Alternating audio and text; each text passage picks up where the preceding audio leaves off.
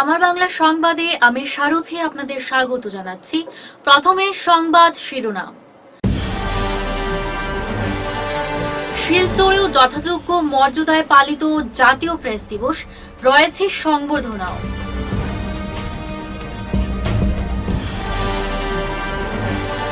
বরাক বন্ধ প্রত্যাহারের জন্য প্রশাসনিক হুমকি নোটিশ বিডিএফকে, তীব্র প্রতিক্রিয়া ব্যক্ত।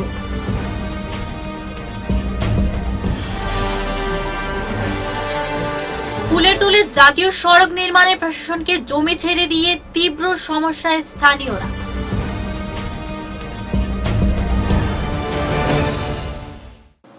এবারে সংবাদ বিস্তারিত।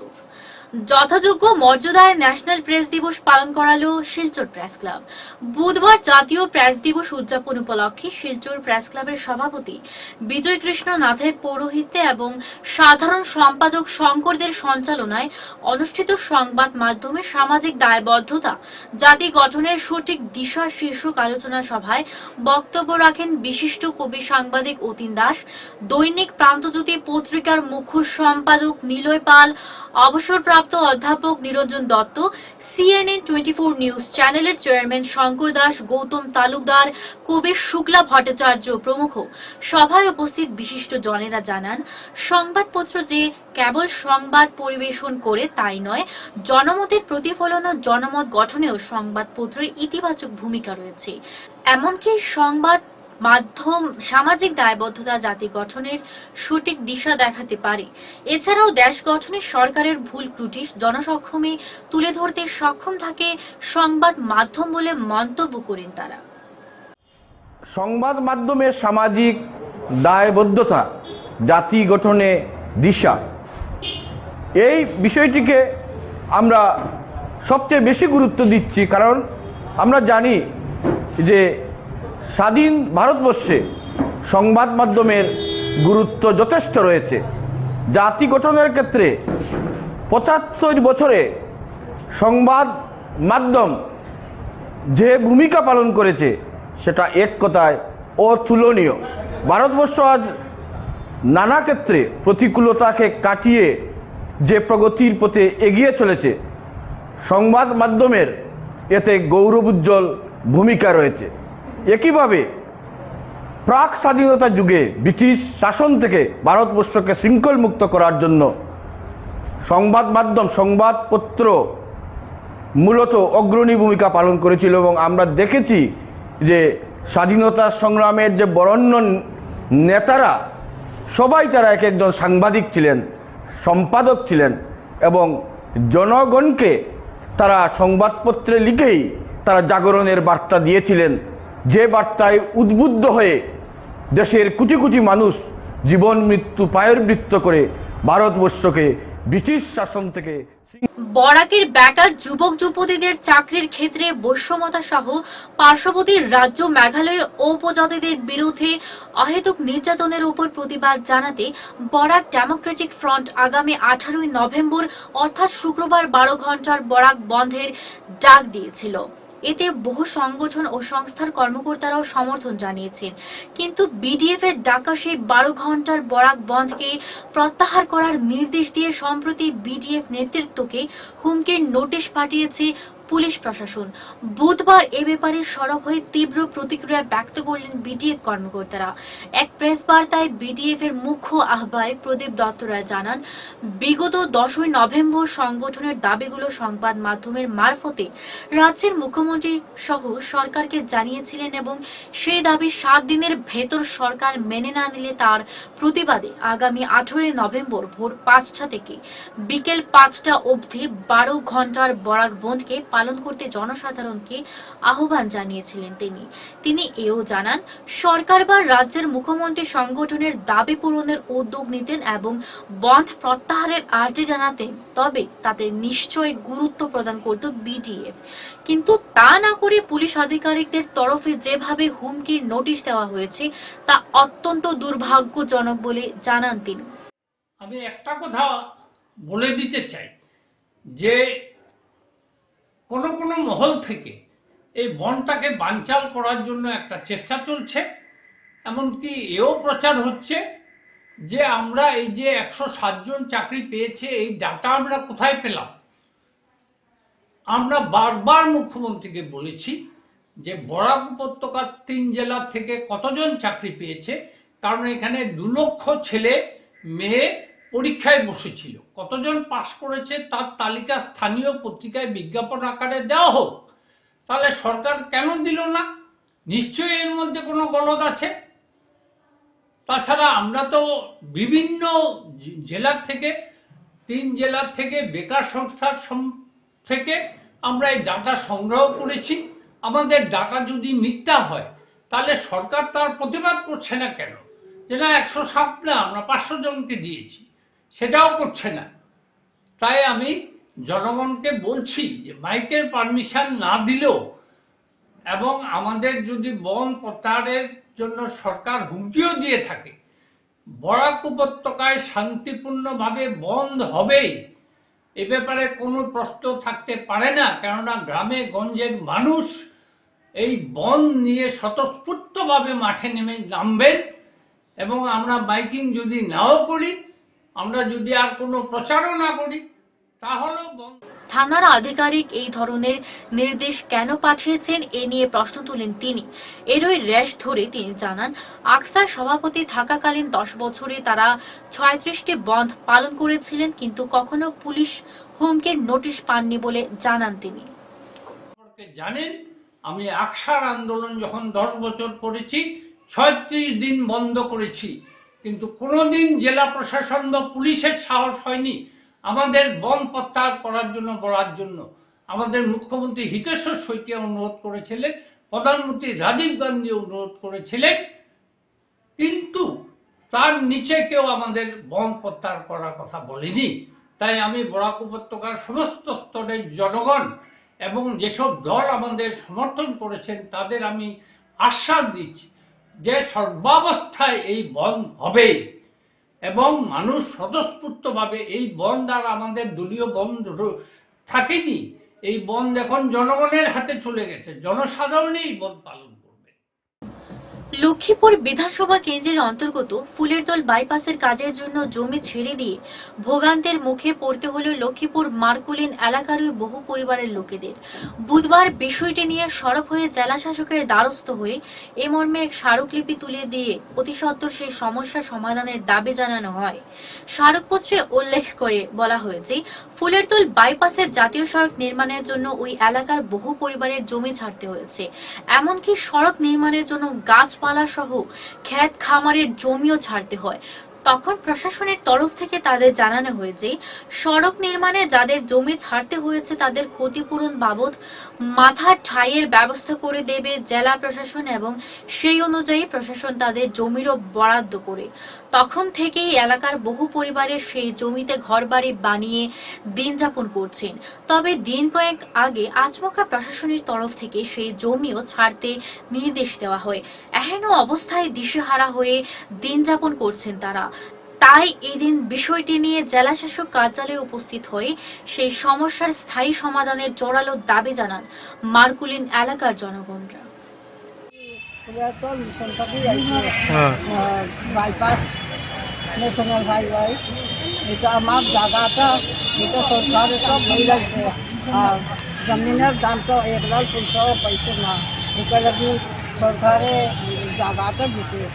এই জায়গাটা দিয়া দিয়েছি অফিসটাতে, বারবার এখন ঘর বানাইও না, কিছু ইয়ে করো না, এরকম কর। এটা কীরকম হয়তো জায়গা দামও দিছে না, আর জায়গা খালি জায়গা দিছে কইলে বারবার ঘর বানাইও না, কিছু করো না। জায়গাটা খেয়ে দিছে, জায়গাটা খেয়ে দিছে, দিছিয়ে দিছে। তারপরে আবার দিছিয়ে আবার ঘর বানাইও না, কিছু করো না, এরকম কর। এটা কীরকম হয়তো হয়তো এটা আবার এরকম বন্ধ না হইবার আমার চলতে দেও, বইতে দেও, জায়গাতে থাকতে দেও, আর কিছু ইয়ে করো না, বানাইও না, ঘর বানাইও না, এরকম ইয়ে করো না, বইও না, এরকম করছে। এটা কীরকম হইতো। আচ্ছা ঠিক আছে। বুধবার জাতীয় সংবাদ মাধ্যম দিবস উপলক্ষে লক্ষ্মীপুর মহকুমা প্রশাসনের উদ্যোগে এক সংক্ষিপ্ত অনুষ্ঠানের আয়োজন করা হয়। লক্ষ্মীপুর মহকুমা শাসক সুদীপ নাথের পৌরোহিত্যে আয়োজিত অনুষ্ঠানে সাংবাদিকদের বিভিন্ন দিক দিয়ে আলোকপাত করেন বিশিষ্টজনেরা। অনুষ্ঠানে স্বাগত ভাষণ রাখেন অ্যাসিস্ট্যান্ট কমিশনার জয় খ্রিস্টানিয়া।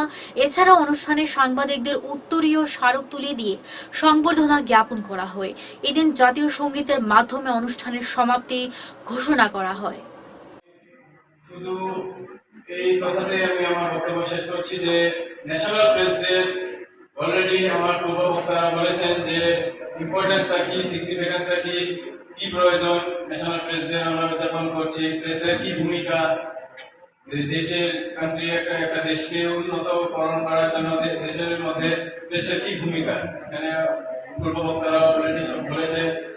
আমি লক্ষ্মীপুর মহকুমা প্রশাসন তরফ থেকে আমাদের লক্ষ্মীপুরের যত আমাদের আদরের সাংবাদিক বন্ধুদেরকে ভ্রমণ করছি, ধন্যবাদ জানাচ্ছি, শুভেচ্ছা জানাচ্ছি যে আপনাদের কষ্ট বা আপনারা যে হিসাবে সংবাদ কালেকশন করেন, জলে জঙ্গলে রোদে বৃষ্টিতে গিয়ে আপনারা নিউজ কভার করছেন, আপনাদের প্রিন্ট মিডিয়াতে করছেন, ইলেকট্রনিক মিডিয়াতে করছেন। আজকাল ইন্টারনেটের যুগ, এই ইন্টারনেটেও সব নিউজ আজকাল অ্যাভেলেবেল হয়। এই আপনাদের এফোর্টস, তার জন্য আমি আপনাদেরকে ধন্যবাদ। অবৈধ বার্মেজ সুপারির নামে বরাক উপত্যকার উৎপাদিত স্থানীয় সুপারি ক্রয় বিক্রয়ে পুলিশের বাধা প্রত্যাহারের দাবিতে প্রতিবাদে সরব হল অসম জাতীয়তাবাদী যুব ছাত্র পরিষদের হাইলাকান্দি জেলা সমিতি। সংগঠনের কেন্দ্রীয় সাংগঠনিক সম্পাদক কবির উদ্দিন লস্কর বুধবার হাইলাকান্দিতে এক সাংবাদিক সম্মেলন করে এ ব্যাপারে উপত্যকার 2 সাংসদ সহ 15 জন বিধায়কের ভূমিকায় তীব্র ক্ষোভ ব্যক্ত করেন। তিনি জানান, বরাকের বিভিন্ন স্থানে এতগুলো চেক গেট এবং পুলিশ স্টেশন থাকা সত্ত্বেও কিভাবে বার্মেজ সুপারির গাড়ি এখানে প্রবেশ করে এ নিয়ে প্রশ্ন তুলেন তিনি। পাশাপাশি বরাকের স্থানীয় সুপারি কেনাবেচায় সৃষ্ট হওয়া সমস্যা সমাধানে সম্পূর্ণ ব্যর্থ রয়েছে উপত্যকার শাসক বিরোধী 15 জন বিধায়ক সহ 2 সাংসদ বলে মন্তব্য করেন তিনি। তাদের নীরব ভূমিকায় হতাশ হয়ে পড়েছেন উপত্যকার সুপারি চাষী সহ ব্যবসায়ীরা। তাই এবার বরাক উপত্যকার 15 জন বিধায়ক এবং 2 জন সাংসদের প্রতিকৃতি দাহ করে প্রতিবাদ জানানোর সিদ্ধান্ত গ্রহণ করল অসম জাতীয়তাবাদী যুব ছাত্র পরিষদের হাইলাকান্দি জেলা সমিতি। আগামী 19 নভেম্বর হাইলাকান্দিতে বরাকের শাসক ও বিরোধী দলের 15 জন বিধায়ক ও 2 জন সাংসদের প্রতিকৃতি দাহ করে প্রতিবাদ জানাবে যুব ছাত্র পরিষদের কর্মকর্তারা বলে জানান তিনি। এদিনের সাংবাদিক সম্মেলনে উপস্থিত ছিলেন সংগঠনের জেলা সমিতির সম্পাদক রবিজুল আলম লস্কর, হোসেন আহমেদ মজুমদার, বাবুল হোসেন লস্কর সহ অন্যান্যরা। সমান্তৰালভাৱে অসম জাতীয়তাবাদী যুৱ ছাত্ৰ পৰিষদে অসমৰ মাননীয় মুখ্যমন্ত্ৰী হিমন্ত বিশ্ব শৰ্মা ডাঙৰীয়াক আমি ধন্যবাদ জ্ঞাপন কৰিব খুজিছোঁ। যিগৰাকী মুখ্যমন্ত্ৰীয়ে কৈছিলে যে অহা দুৰ্গা পূজাৰ লগে লগে বৰাক উপত্যকাৰ লোকেল চুপাৰীৰ ওপৰত তেওঁলোকে SOP গঠন কৰিব, কিন্তু চৰকাৰ SOP গঠন কৰাত শেহতীয়াকৈ ব্যৰ্থ হৈছে। মুখ্যমন্ত্ৰীক আমি দুদিন ধন্যবাদ দিছোঁ। শেহতীয়াকৈ সেইগৰাকী মুখ্যমন্ত্ৰীয়ে যেনেধৰণে বৰাক উপত্যকাৰ প্ৰতি তেওঁলোকৰ যি মায়াহী দৃষ্টিভংগী, সেইটোৰ কথা স্পষ্ট হৈছে যে বৰাকৰ আন্তঃগাঁথনি সমস্যা, বৰাকৰ ব্যৱসায়ীৰ ওপৰত তেওঁলোকৰ আস্থা আৰু ভৰসা নাই, বৰাকৰ আন্তঃগাঁথনি সমস্যাৰ ওপৰত তেওঁলোকৰ কোনো দৃষ্টিভংগী নাই। বৰাকৰ ব্যৱসায় বাণিজ্য কৰা তেওঁলোকে বন্ধ কৰিব খুজিছে। চৰকাৰখন আচলতে যে দেউলীয়া হৈছে, চৰকাৰখন যেন আচলতে প্ৰতাৰকৰ হৈছে, চৰকাৰখন যে আচলতে এনেধৰণৰ খুজিপতিসকলৰ হৈছে, সেই কথাও ইতিমধ্যে আমি অসম জাতীয়তাবাদী যুৱ ছাত্ৰ পৰিষদে বৰাক উপত্যকাৰ প্ৰতিগৰাকী জাতীয় জনগোষ্ঠীৰ মানুহে বুজি উঠিছে। আনহাতেদি আমি অসম জাতীয়তাবাদী যুৱ ছাত্ৰ পৰিষদে বৰাক উপত্যকাৰ 15 গৰাকী বিধায়কক মই পুনে পুনে কৈছোঁ যে আপোনালোকে বিধায়ক পদ পদত্যাগ কৰিব লাগে। শেহতীয়াকৈ আপোনালোকে যদিন ইমান বৰাক উপত্যকাৰ প্ৰতি ভাল পোৱা আদৰ মৰম আছে, বৰাক উপত্যকাৰ আন্তঃগাঁথনি সমস্যা সমাধানৰ ক্ষেত্ৰত অসম বিধানসভাৰ পবিত্ৰ মজিয়াখিনিত আপোনালোকে সজোৰে বৰাকৰ এই লোকেল চুপাৰীলৈ প্ৰশ্ন তুলিছিলে, চৰকাৰৰ পৰা উত্তৰ বিচাৰিছিলে, কিন্তু হয় যেখন চৰকাৰৰ আপোনালোকে যেখন চৰকাৰৰ সদায় গুণগান গাই থাকে, মুখ্যমন্ত্ৰীৰ আশীৰ্বাদ লৈ থাকে, সেইখন চৰকাৰে আজিলৈকে আপোনালোকৰ কথাত কিয় হেয় প্ৰতিপূৰ্ণ কৰিছে, সেই কথাও স্পষ্ট হৈছে যে আপোনালোক চৰকাৰৰ বহতীয়া গোলামৰ নিচিনা কাম কৰিব লৈছে। কাছাড় লিগেল মেট্রোলজি বিভাগের উদাসীনতার দরুন প্রতিনিয়ত জিনিসপত্রে মাসুল গুনতে হচ্ছে ক্রেতাদের। বুধবার কাছাড় গ্রাহক সমিতির তরফে এক প্রতিনিধি দল সংশ্লিষ্ট বিভাগের কার্যালয়ে উপস্থিত হয়ে অ্যাসিস্ট্যান্ট কন্ট্রোলারের হাতে এই মর্মে এক স্মারকপত্র তুলে দেন।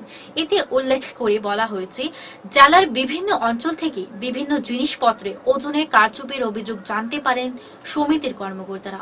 সংশ্লিষ্ট বিভাগের আধিকারিকদের উদাসীনতার দরুন মাছ মাংসের বাজার থেকে শুরু করে সবজি বাজার, পেট্রোল পাম্প, ইটভাটা ইত্যাদি সবকিছুতেই ওজনে গ্রাহকদের ঠকানো হচ্ছে। বিষয়টি নিয়ে সমিতির পক্ষ থেকে বারংবার সংশ্লিষ্ট কার্যালয়ে অবগত করার পরও নিটফল শূন্য। তাই অবিলম্বে সংশ্লিষ্ট বিভাগের পক্ষ থেকে জেলার বিভিন্ন বাজারে অসাধু ব্যবসায়ীদের বিরুদ্ধে ব্যবস্থা গ্রহণ করতে জোরালো দাবি জানানো হয়। এদিন স্মারকপত্র প্রদানকালে সমিতির পক্ষ থেকে উপস্থিত ছিলেন সভাপতি দেবাশিস রায়, কার্যকরী সভাপতি জীবন অধিকারী, ভোলানাথ চৌধুরী প্রমুখ। লিগ্যাল মেট্রোলজি ডিপার্টমেন্ট এমন একটা ডিপার্টমেন্ট যেটা আমাদের সমাজের সাথে ওতপ্রোতভাবে জড়িত। একজন ধনী ব্যক্তি থেকেও গরিব থেকে গরিবতর ব্যক্তি অধিকার লিগ্যাল মেট্রোলজি ডিপার্টমেন্টের নিকট ন্যস্ত আছে।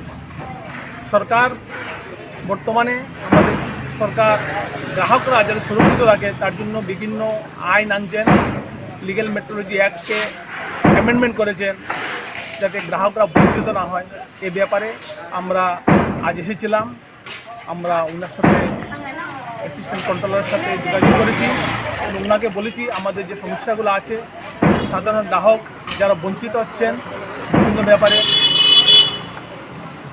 উনি আমাদের কথা শুনেছেন এবং বলেছেন। আমরা বারবার অনুরোধ করেছি যে আপনারা রেগুলার ভিজিট করার জন্য। অনেক আনঅর্গানাইজড মার্কেট আছে শিলচর শহরের আশেপাশে, যেগুলোতে আপনার মানুষরা বেশি বঞ্চিত হচ্ছে। মানুষের ওয়েটে জিনিসপত্র কম পায়, সবজি, মাছ।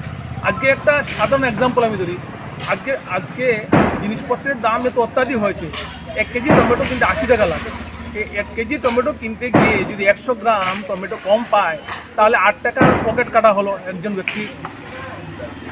একজন গরিব মানুষ সেটা সহ্য কীভাবে করবে? তাই আমাদের অনুরোধ ওনার কাছে ছিল, আপনাদের কাজের পারফরমেন্স বাড়ান, আপনারা ভিজিল করেন, রেগুলার ভিজিল করেন, আপনাদের ক্যাম্প করেন, যাতে ওয়েট এন্ড মেজারমেন্টের যেগুলো সব।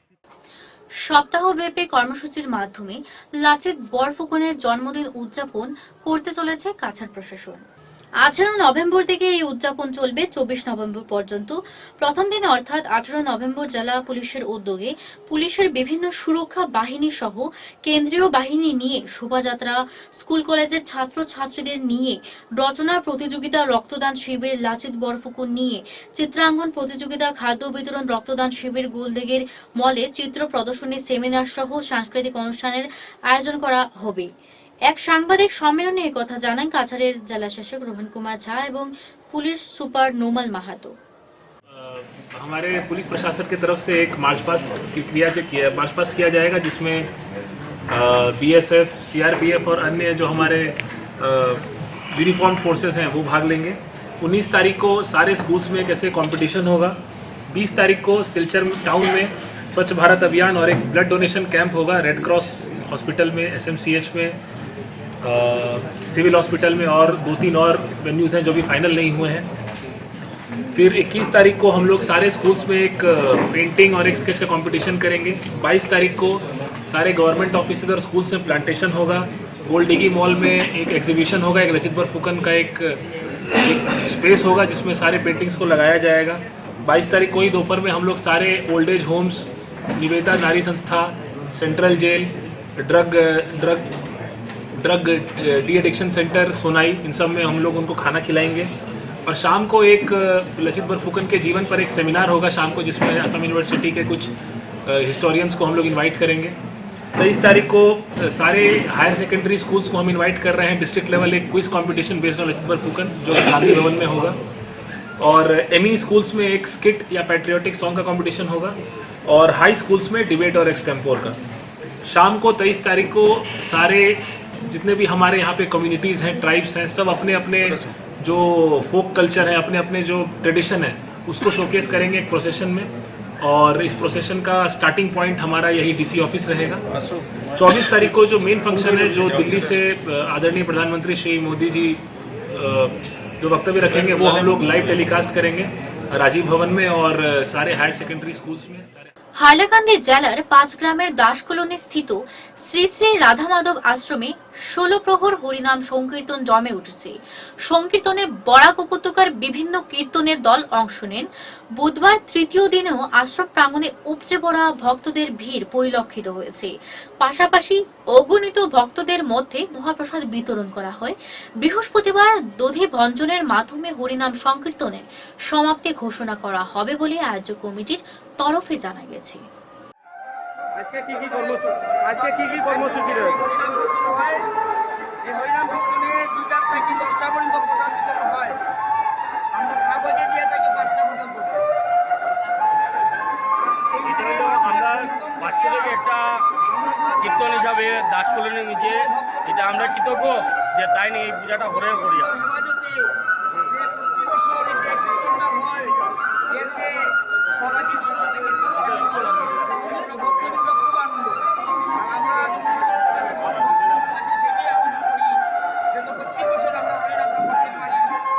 আগামীতে যাতে আরো সুন্দরভাবে হয়।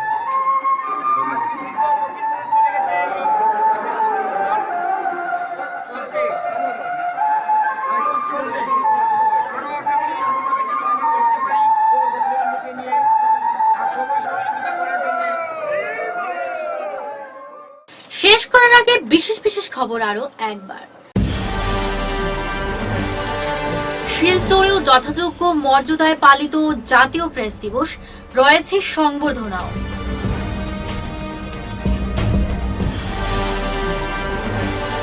বরাক বন্ধ প্রত্যাহারের জন্য প্রশাসনিক হুমকি নোটিশ বিডিএফকে, তীব্র প্রতিক্রিয়া ব্যক্ত।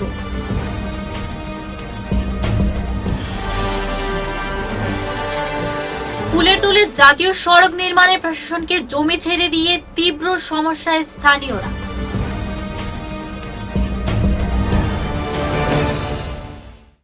এখনকার মতো আমার বাংলা সংবাদ এই পর্যন্তই। নমস্কার।